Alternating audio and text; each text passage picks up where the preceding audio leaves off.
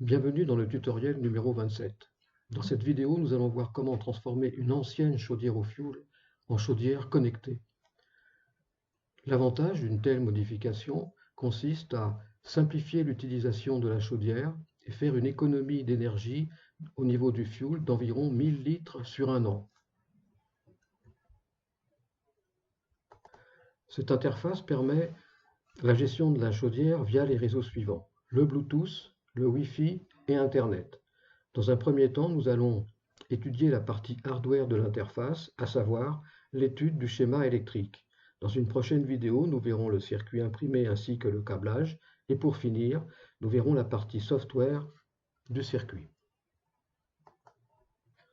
La chaudière est accessible par le téléphone, l'ordinateur et la tablette via les réseaux Internet, Wi-Fi et Bluetooth, et paramétrable en ce qui concerne les plages horaires, pour les modes économique et confort de fonctionnement.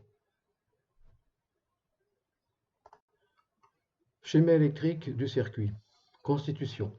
Le cœur du circuit est un microcontrôleur ESP01 qui est chargé de recevoir les informations de gestion de la chaudière via l'application Gotisoft ou l'interface Gotibox.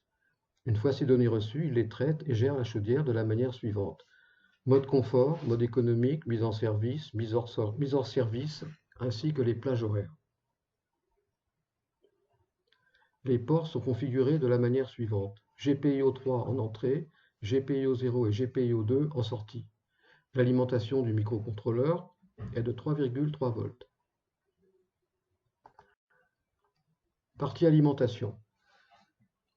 Elle est composée d'une alimentation de 5 volts de type flyback et une autre partie chargée d'alimenter en 3,3 volts le microcontrôleur.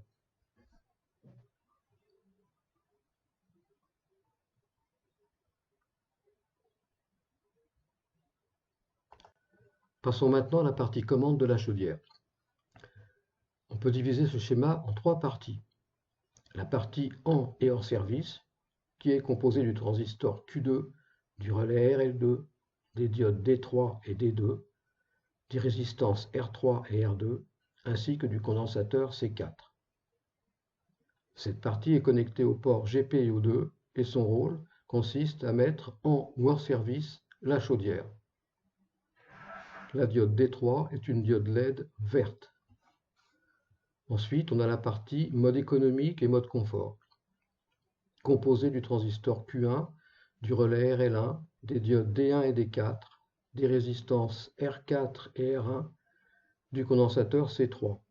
Cette partie est connectée au port GPIO 0 et son rôle consiste à commander le mode économique ou le mode confort, avec une sélection du thermostat.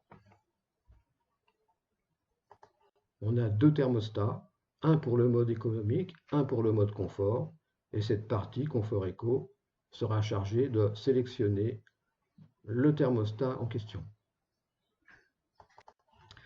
Et on a la partie éco-confort manuel, composée du pouce-contact P1 et de la résistance R5, qui sont reliés au port GPIO 3.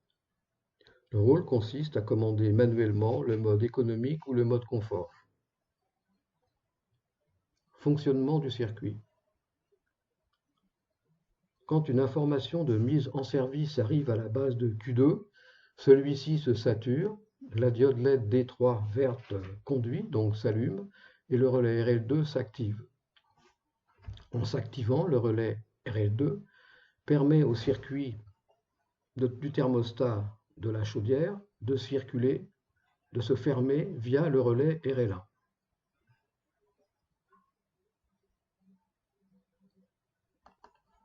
Quand une information de mode confort arrive à la base de Q1, la diode D4 conduit et s'allume, c'est une diode LED rouge, le relais RL1 s'active et le contact NO se ferme, rendant ainsi le circuit du câble, le circuit du thermostat de la chaudière passant au niveau du thermostat confort.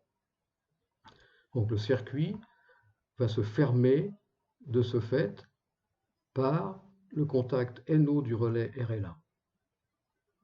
Et c'est ce thermostat qui sera pris en compte au niveau température. Quand une information de mode économique arrive à la base de Q1, celui-ci se bloque, la diode D4 n'est donc plus passante, elle s'éteint, le relais RL1 n'est plus activé et le contact NC se ferme et le circuit du thermostat de la chaudière va donc se fermer par l'intermédiaire du thermostat en mode économique. C'est celui-ci qui sera sélectionné dans ce cas. Les diodes D2 et D1 sont des diodes de roue libre qui permettent de limiter la surtension au niveau de la tension VCE du transistor. Quand une information de mise hors service arrive à la base de Q2, ce transistor se bloque, la diode D3, qui est une diode verte, s'éteint, le relais RL2 se désactive et passe en position NC, normalement closed. Et donc le circuit du thermostat chaudière va donc s'ouvrir et de ce fait, la chaudière va passer en mode hors service. Si on appuie sur le pouce-contact P1, on génère un front descendant au niveau du port GPIO 3 qui sera traduit par soit un mode hors service ou un mode en service de la chaudière. Si la chaudière est en service, l'impulsion sur P1 la mettra hors service. Par contre, si la chaudière est hors service, une impulsion sur P1 la fera passer en mode en service. À bientôt dans une prochaine vidéo.